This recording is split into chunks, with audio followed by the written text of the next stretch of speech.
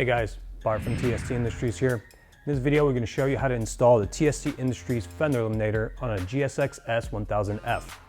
Now our Fender Eliminator exists in its most basic form, which is just a license plate bracket with hardware to attach it to the bike. This setup actually does not close out the entire undertail area and the voids that are left behind by removing the fender. For that, we will be releasing an undertail closeout similar to what you see here, but at the time of the taping, this part was not ready yet. You can check on our website for the availability later this year. As far as today's install, we will be doing the basic Fender Eliminator kit along with the optional pod signal kit that provides nice bright LED pod signals along with the mounting hardware and also Suzuki specific harness converters that enable you to plug these into your motorcycle with the OEM plug. We also have our Stealth license plate light available. This is an optional kit also. We will not be showing you the install in this particular video because we have a separate video that goes over the installation procedure for this part. You can look for that on our channel. So this is a fairly simple procedure. I'm going to break it down into little steps. If you guys can follow along, let's get started.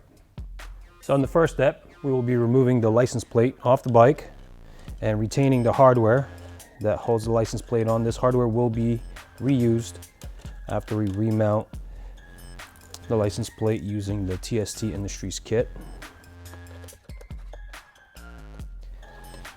So we can put this to the side and move to step 2, in which we will be removing the passenger seat and the driver's seat. Passenger seat comes off with the key, obviously. And for the driver's seat, we will need a 5mm Allen wrench. It is a single fastener here. And we can put the seats to the side. So at this point, we will be locating the wires for the electrical equipment on the fender that we will be removing. Our signal plugs are down here. There's a gray and a black one, and there's a white plug under here that leads to the license plate light. I will remove this screw here so that I'll be able to deflect this fairing here and show you guys that plug and its removal.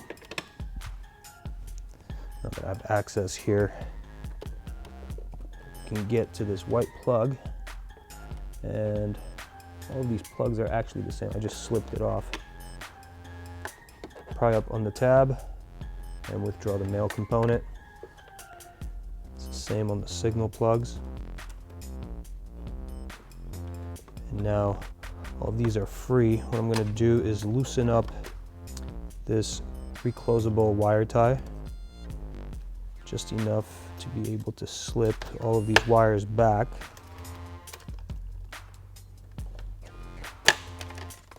Oh, I lost the tie.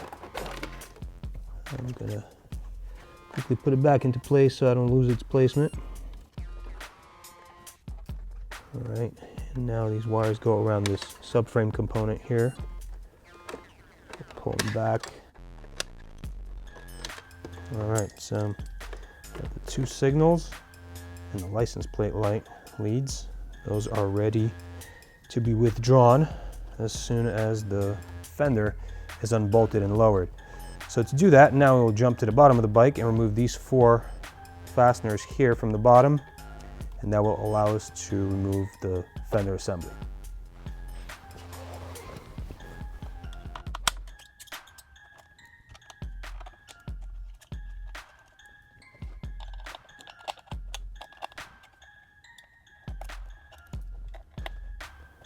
Once I get to the last screw here, I like to support the fender assembly with my hand, my other free hand, so that when I undo the screw all the way, it doesn't just fall down and yank on the wires in the trunk compartment.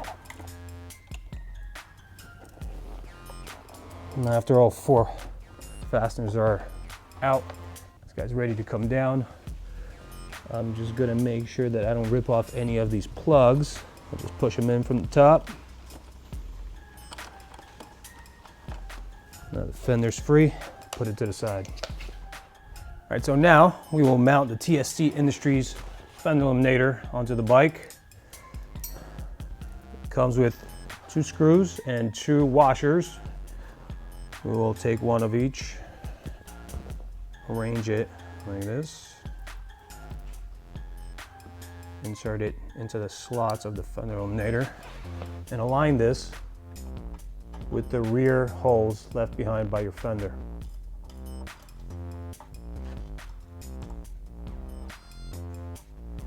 I won't tighten this down all the way just yet.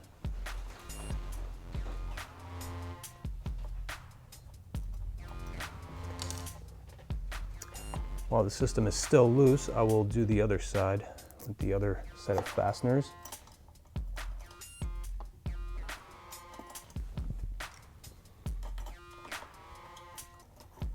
Turn this in. All right, so I'm going to break here and talk about a few concerns at this point. If for some reason you have another method for having signaling on the bike, like an integrated taillight or some external peg signals or something, and you're only looking to do your license plate mount in this place, you would just tighten this down, get your license plate on, and if you're doing a license plate light, run those wires, route them properly here, and put that license plate light on. If you purchase this kit along with our closeout, then the closeout would go underneath this just before the step we just did, and it would tighten down, and same choices would present themselves. For the purpose of this video, we're not doing the closeout because it's not manufactured yet. We will show the installation procedure for the closeout in a later video. For now, we'll keep it just a basic kit, but we will add the optional pod signal kit to this assembly to show you guys how this assembly along with the pod signal assembly go together. So for that purpose, I will keep it this loose and run my wires at this point. So I've grouped up all my necessary components for the pod signal installation. I'm gonna remove the pod signal lamps from their packaging. Get rid of the rubber bands. Stretch out the wires. Undo these nuts. Now I will also identify all the components from our pod signal mounting kit. We have 2 L brackets and all the necessary hardware to attach your pod signals like so.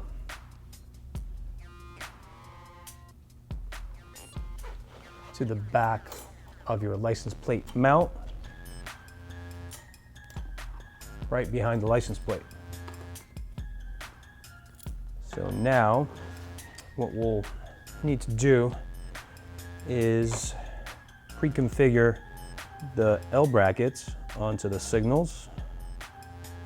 The wires go through the slot.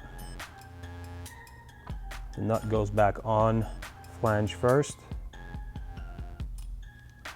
And we will thread those on, just leave them hand tight.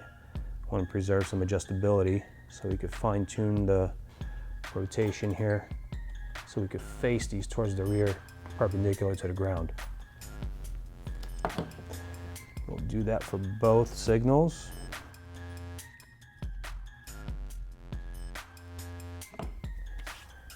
And now we can configure our Suzuki specific harness converters onto the signals. So these are color coded yellow, black. So we just connect appropriate color code to each other. Now that connection is made. As you can see here, we have little vinyl covers that insulate this connection, but they do move around a little bit. So what we'll need to do is grab some electrical tape or harness tape and lock them down in that position so that they don't move around and they don't expose the connectors, and that way don't cause a short circuit and a blown fuse.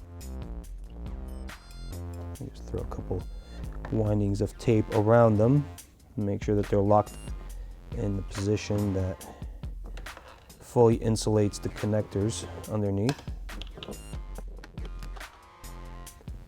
This will be done for both of these sub-assemblies.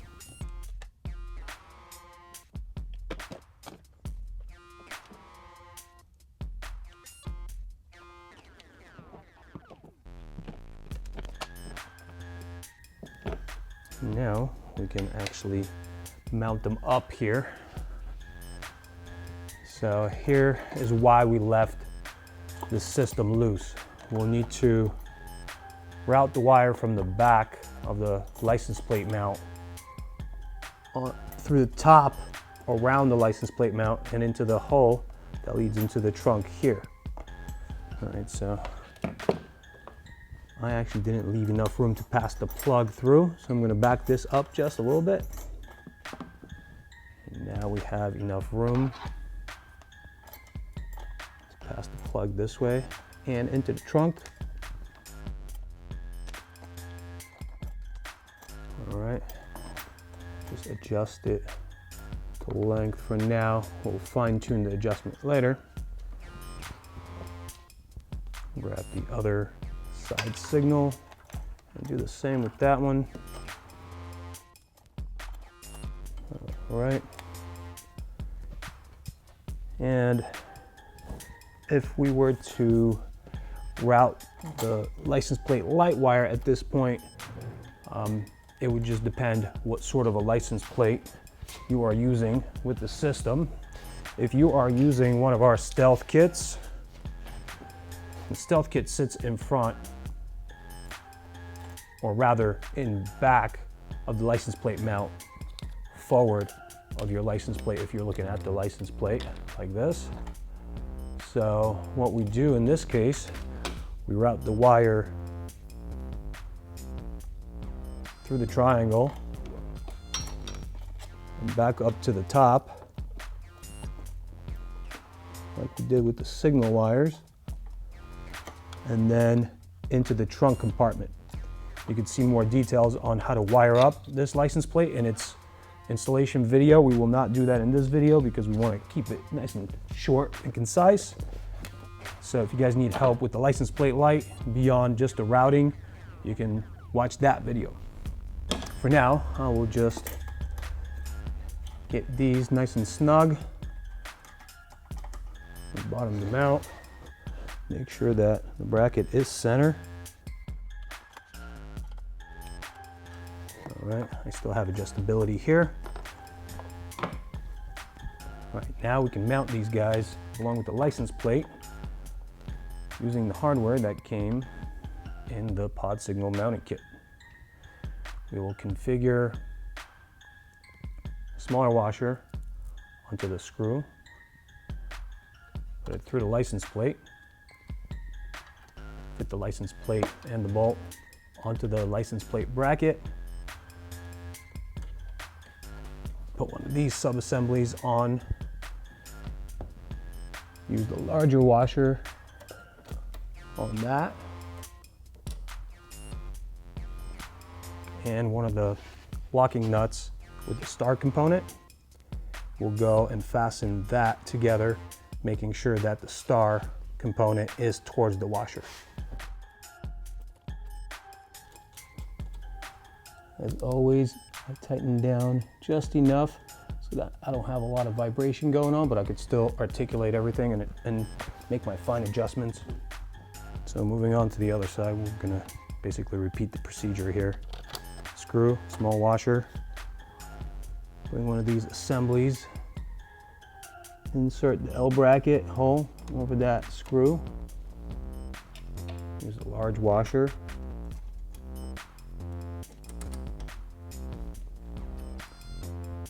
and the locking nut, the star component towards the washer.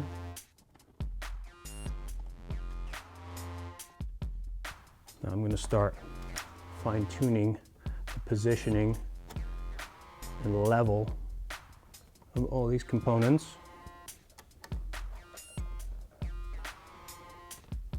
You want to make sure that the pods from the signals are parallel to the ground. Their axis running through both signals is parallel to the ground. And once you achieve that, you could actually lock that down. All right, so now I have it tight enough so that it's holding itself. We'll go over those bolted connections later with appropriate tooling. Now we'll make sure that the lens of the signal is perpendicular to the ground. And using a 14mm open-ended wrench, I'm going to tighten that down against the bracket. An important thing to note here is that you are turning a serrated locking nut against a steel component, and the other side of the pod is made of an elastomer that deforms. If you over tighten that connection, it'll rip out the steel portion from there. So what you're looking to do is just apply enough pressure from the nut to the bracket so that the friction between the elastomer and the bracket is enough to keep the pod from rotating. I've done that on this side. I'm going to repeat the procedure on this right side of the bike.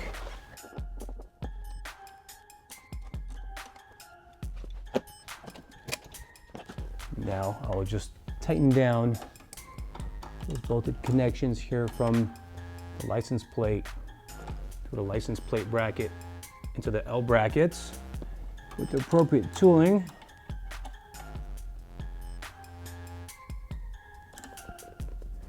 Now these are tight enough and they are level and positioned just how I want them. So at this point what we'll need to do is plug in our signal plugs and route this wire properly. So we'll jump into that step next. Okay, so now we could actually route the wires. We will try to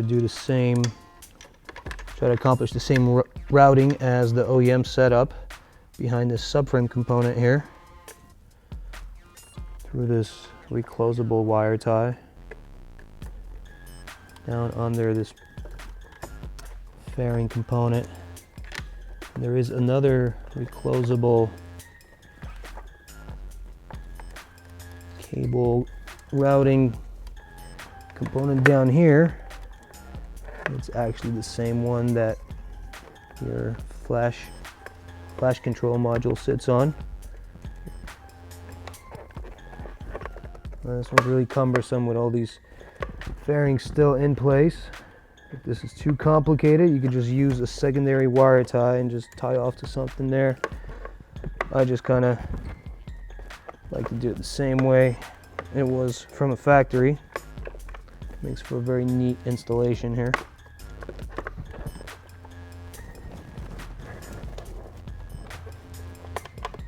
All right, so now that I've pulled my wires all the way so that I could reach these plugs, and you can see we have gray and black on the harness and black on the TST kit, so we'll need to find which side corresponds to which signal. So I'll power up the bike, plug one of them in. So as you can see, these signals are flashing extremely fast. This is because we've replaced the OEM incandescent lamp with an LED type lamp, and that type of lamp draws much less current and in turn makes the bike flash the signaling system faster. So what needs to be done to correct this is you'll need to replace your flasher relay with an LED type flasher relay that allows the adjustment of the flash rate. We have these relays available. You can check them out on our website. You'll also see the video on how to install this unit on this particular bike on our YouTube channel.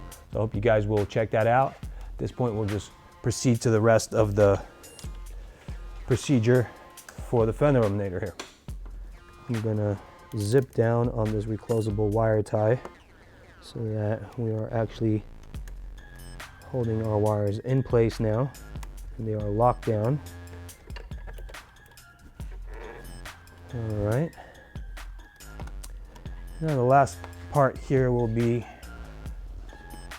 what to do about the wires sticking out from the trunk compartment down to the bottom of the undertail and into our signals. So for some guys, this is neat enough. What I like to do is go one step beyond and get the bulk of these wires and wire tie them to the back of this license plate bracket.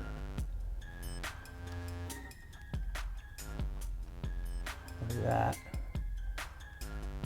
I'm just going to get it nice and snug here so I can adjust exactly how I want these wires to sit here.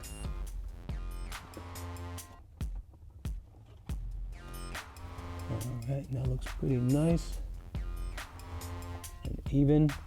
I'm going to lock them down here. Cut the wire tie. And now I can proceed to reinstallation of all the components that I've taken off, and the bike will be ready. All right, so we will replace this Phillips screw here in this fairing. Now, please realize you are screwing into a rubber well nut that just mushrooms from the bottom, so you will not actually feel a hard stop. These are meant to mushroom and keep the fastener in via friction. So don't over tighten those.